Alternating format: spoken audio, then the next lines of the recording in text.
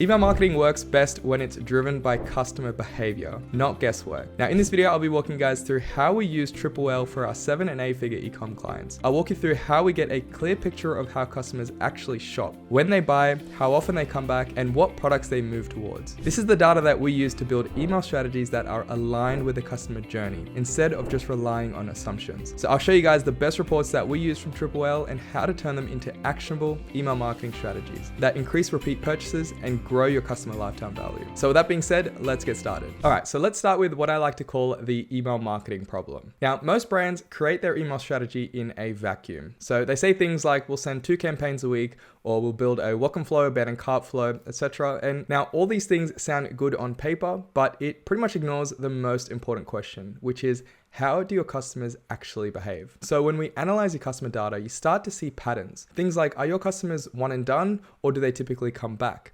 Do some months bring in more loyal customers than others? And how long does it actually take for someone to place their second order after they place their first? If you don't know the answers to these questions, then you're guessing. And guessing usually means leaving a lot of revenue on the table. So most brands are pretty much flying blind. Now, not analyzing this data is pretty much like flying a plane without instruments. You might feel like you're moving in the right direction, but you have no visibility on your altitude, speed, or whether you're about to crash. So your metrics are your dashboard, and you need them to make sure you are staying on course. Now, if you understand when customers are likely to repurchase and which groups of customers typically stick around the longest, you can design emails that meet them exactly where they are in their buying journey. So instead of just sending random campaigns, you can send strategic data-driven emails that get people to buy faster, keep them engaged during the months that they usually drop off, and you can maximize their lifetime value. So you can get the most out of every dollar that you spend on acquisition. And that's pretty much the whole point with email marketing. It shouldn't be guesswork. It should be built around your customer data. And that's why we start every strategy with an audit of these key metrics. So the metrics that we look at on Triple L are AOV versus LTV analysis, cohort analysis, sales cycle, and product journey map. Now, there are actually a ton of metrics on Triple L if you use it, but these are the ones that we start with because they give us the highest leverage of information to use within our emails. So I'm going to be going through each one of these one by one and explaining what these metrics mean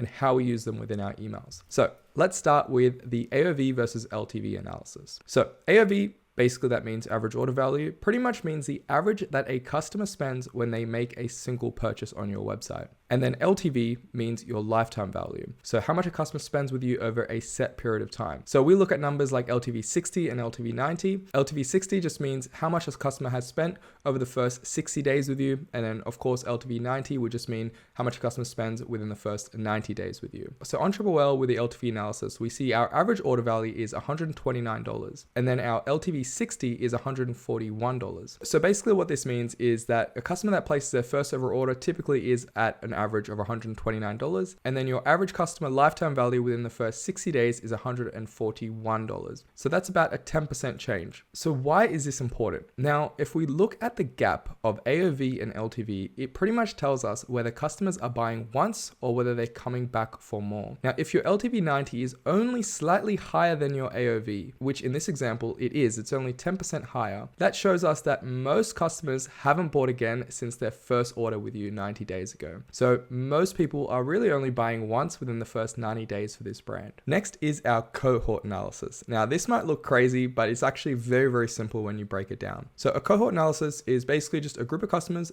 who made their first ever purchase with you during the same time period. So for example, anyone who bought in July or during Black Friday. So it tracks the first time the customer placed an order with you, and then it tracks how many times they came back and for average, how long they stayed engaged. So for example, let's look at July. So the average order value for someone who purchased for the first time in July was $118, but by month 3, their lifetime value was $154. So we can see that by month 3, this is actually the highest lifetime value that we have. So that means customers that came in during July tend to have really strong retention. So if we have a look at December, we know that these are typically holiday shoppers. We can see that the customers that bought for the first time in December, by the 7th month have only usually spent around $146. Now we compare that to July customers, they get to $147 orders within that first month. So we know which customers we need to pay the most attention to and who are the ones that come back for more. So the way that we use the cohort analysis is that you might notice that customers that are acquired during certain months or certain paid ad campaigns have much higher lifetime value than others. And then on the flip side, as mentioned, you might notice that holiday shoppers come in fast, but they rarely stick around. So once we know this, we can design our email strategy around this. So if we see that certain months consistently bring in sticky, high value customers, that's where we want to double down on acquisition. And if we see that holiday cohorts typically churn faster, then we want to build post-purchase email campaigns and flows designed specifically to retain those customers. So we see a massive gap in December. So within our email efforts, we should really do everything we can to either try to increase their average order value during that first month or try to bring them back in the subsequent months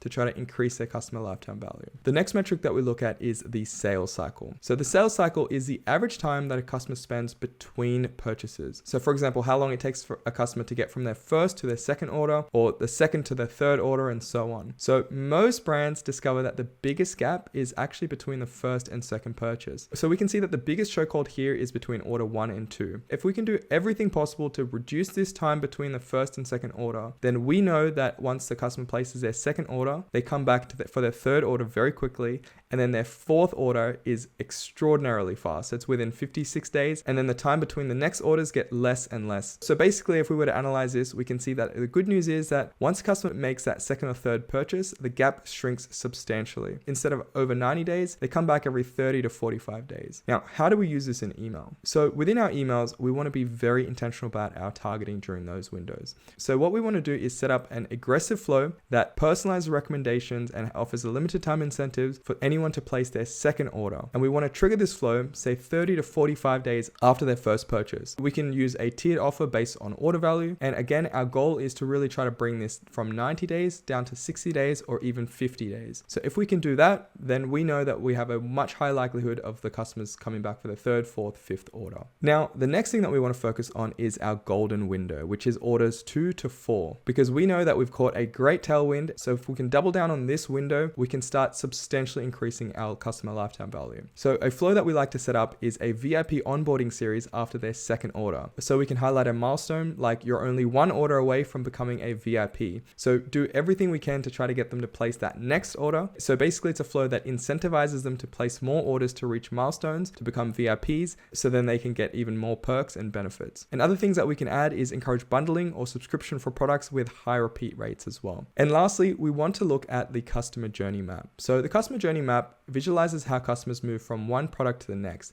So we can actually see what the most common first to second to third order paths are, which helps us identify cross-sells and upsell opportunities. So for example, for this brand, we can see that the most commonly first purchase product is the Lulu 2-strand product. Most typically, the second product that they buy is the same product. The second most common product is this one called the Top Knot Ponytail Holder. And then the third one is the Halo. So how the customers typically move from order number 1 to 2 to 3. And we want to use this data to build intelligent flows within our emails. So what we do is we set up cross-sell flows. So for example, if most second orders use product B after product A, then we want to create a post-purchase flow which really highlights product B. The next thing we like to do is create bundles and upsell campaigns and flows. So if the journey shows that multiple products are often purchased in a sequence, then we want to turn them into bundles and promote them via emails. Next, we create personalized recommendations. So we use journey data to create segments like bought A, like purchase B, and then we want to dynamically populate emails with the next best product recommendations. And then lastly, we create VIP milestone flows. So if frequent third order products appear, so for example, if most customers place their third order and it's typically the same product or the same few products, then we can highlight those products in a loyalty unlock email. So what we like to do is understand